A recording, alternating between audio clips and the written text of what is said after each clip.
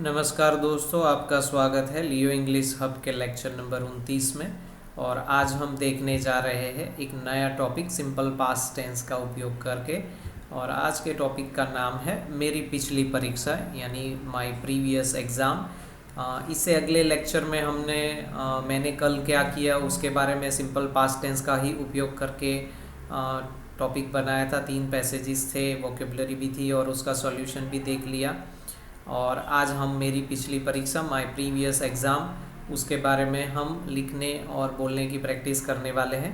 आगे बढ़ने से पहले मैं आपको रिक्वेस्ट करूंगा कि हमारा चैनल सब्सक्राइब कर दीजिए और जो दोस्त नए हैं उनको मैं रिक्वेस्ट करूंगा कि वो हमारे प्लेलिस्ट सेक्शन में जाए और वहाँ पर अपने प्लेलिस्ट का चयन करके आप लेक्चर 1 से शुरुआत कीजिए ताकि आप अच्छे से अच्छा स्टेप बाय स्टेप अंग्रेजी सीख सकते हैं, इंग्लिश बोलना लिखना सब कुछ सीख सकते हैं। और भविष्य में अगर आपका प्लान है कि आप हिंदी इंग्लिश में ही सोचना चाहते हैं, जैसा हिंदी बोलते हैं वैसा ही इंग्लिश भी आप बोलना चाहते हैं तो आप ज़रूर बोल सकते हैं। तो हमारा चैनल सब्सक्राइब कर दीजिएगा, कोई भी लेक्चर कहीं भी स्किप नहीं करना है क्योंकि बहुत ही इम्पोर्टेंट इन्फॉर्मेशन आपको मिलने जा रहा है। आज की बात करें तो मेरी पिछली परीक्षा माय प्रीवियस एग्ज़ाम का जो टॉपिक है उसके 3 पैसेजेस हमेशा की तरह बनाए हैं और वो आपको देने जा रहा हूँ मैं एक एक करके। और उसके बाद वोकेबलरी सेक्शन भी हम देखेंगे। तो आइए बात करते हैं पहले पैसेज की। आज के टॉपिक के 3 पैसेज में से पहले टॉपिक की बात करें तो यहाँ पर भी हमने हमेशा की तरह विविधता ऐड करने का प्रयत्न किया है।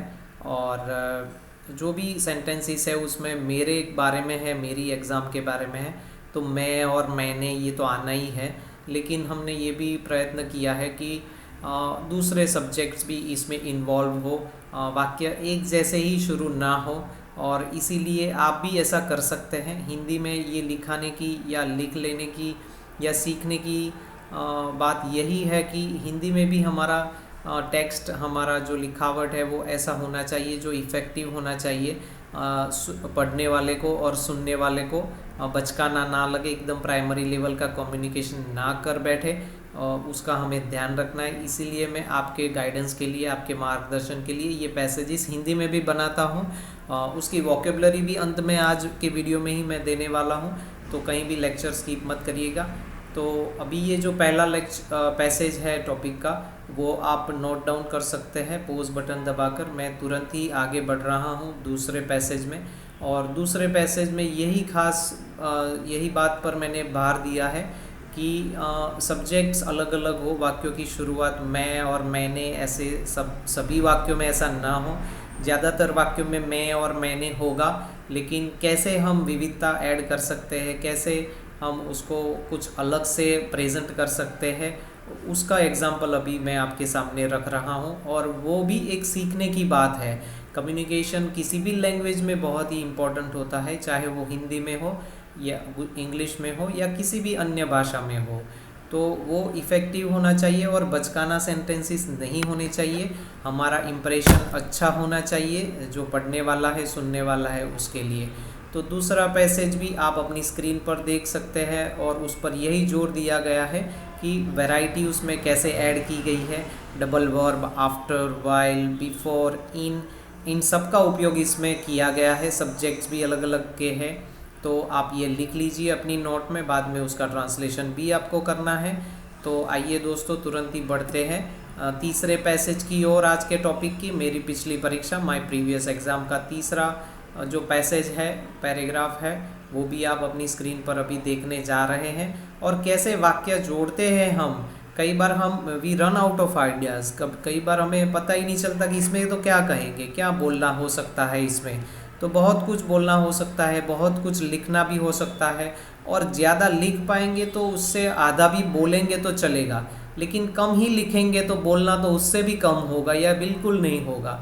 तो उसके लिए हम ज़्यादा प्रैक्टिस कर रहे हैं। आपसे भी मैं आशा करता हूं कि आप अधिक से अधिक ऐसे वाक्य जोड़ें अपने एक्सपीरियंसेस से, अपने आइडियाज़ से, और वाक्य जोड़ें, हिंदी में ही जोड़ें। उसमें भी आप देखें कि विविधता कैसे आप ला सकते हैं और नहीं ला सकते। ट्रांसलेशन करना है, वोकेबलरी भी ध्यान में लेना है, टेंसेस का जो छोटा मोटा ग्रामर है वो भी सीखना है। तो ये प्राइमरी लेवल पर ज़रूरी है, ये हमने आगे भी कह चुके हैं और उसका महत्व हम समझ चुके हैं। तो कहीं भी परहेज़ नहीं करना है कि ये क्या हो रहा है, ट्रांसलेशन हो रहा है, लेकिन वो ज़रूरी है। जैसे कि आप कितने भी बड़े डॉक्टर, इंजीनियर, साइंटिस्ट बनो, लेकिन कक्षा 1 से 12 तो आप तो पढ़ना ही है पढ़ना। तो वो लेवल जो प्रोसेस है उससे आपको गुजरना ही है। तो ही आप अच्छा और इफ़ेक्टिव सीख पाएंगे किसी भी सब्जेक्ट में। और एक लैंग्वेज के लिए तो ये बहुत ही ज़रूरी है, क्योंकि हिंदी में भी है, था या होगा, उसमें उलट सुलट हो गया तो काफ़ी कुछ अर्थ का अनर्थ हो सकता है ना दोस्तों। तो आइए, ये 3 पैसेजेस हो गए, आगे बढ़ते हैं अभी हम वोकेबलरी सेक्शन में। जहाँ भी आप रुकना चाहें वहाँ पर आप वीडियो को पॉज कर सकते हैं और जो भी है वो आप लिख सकते हैं। तो मैं तुरंत ही आगे बढ़ रहा हूँ। वोकेबलरी सेक्शन में अभी हम जाएंगे। तो मेरी पिछली परीक्षा, माय लास्ट एग्ज़ाम में जो पॉइंट्स होते हैं, जो ऐसे शब्द होते हैं जो हमें परेशान कर सकते हैं, उसको देखने के लिए शायद हमें किसी और का सहारा लेना पड़े, तो उससे अच्छा है कि मैंने यहाँ पर वो इंक्लूड कर दिए हैं आपके रेफरेंस के लिए। आप तुरंत ही उसको देखकर, उन पॉइंट्स को देखकर, उनका उपयोग कर आप नए वाक्य, कुछ नए थॉट्स भी डेवलप कर सकते हैं, जनरेट कर सकते हैं और अपना जो इंग्लिश आपको सीखना है वो एकदम नेचुरल बना सकते हैं। कोई रट्टा नहीं मारना है ना। और फिर भी आप एक इफ़ेक्टिव कम्युनिकेशन स्किल्स एडॉप्ट करने में आप सफलता प्राप्त कर सकते हैं। हाँ, आपकी इन्वॉल्वमेंट रहेगी, एफर्ट्स रहेंगी आपकी।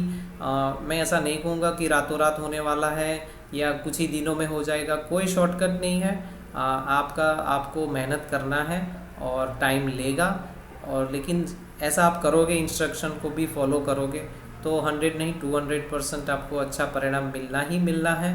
तो दोस्तों, मैं आशा करता हूँ कि ये जो आज का नया टॉपिक है हमारा आज के लेक्चर में, वो भी आपको टेंसेस और ग्रामर को अप्लाई करने में, कैसे कम्युनिकेशन करते हैं, कैसे उसमें वैरायटीज़ ऐड करते हैं, उनमें ज़रूर आपको बहुत ही मदद करेगा। तो आज जुड़ने के लिए दूसरा एक वोकेबलरी का लिस्ट भी है, वो भी आप अपने स्क्रीन पर देख सकते हैं, उसको भी नोट डाउन कर लीजिए। और आज जुड़ने के लिए आपका बहुत बहुत धन्यवाद दोस्तों। Thank you very much for joining us today.